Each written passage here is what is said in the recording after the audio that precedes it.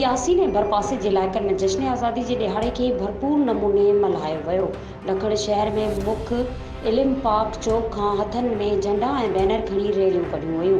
Rally जी अॻुवाणी रब नवाज़ मंगी, सलीम जीवो ख़ालिक ऐं ॿियनि कई। रैली शहर जे मुख्य रस्तनि खां थींदे Shikarpur, Ratodero, national highway road, bus stand ॾखण शहर पहुती।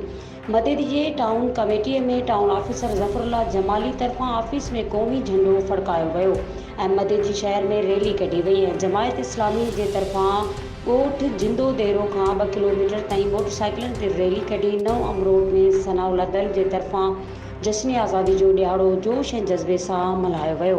रैली जी अॻुवाणी सनाउल्लाह दल कई। रैली नव अमरोड जे मुख़्तलिफ़ रस्तनि खां थींदे शहर जे बस स्टैंड ते पहुती, जिते नौजवाननि पारां कश्मीर बनेगा पाकिस्तान जा नारा पिणहाया विया।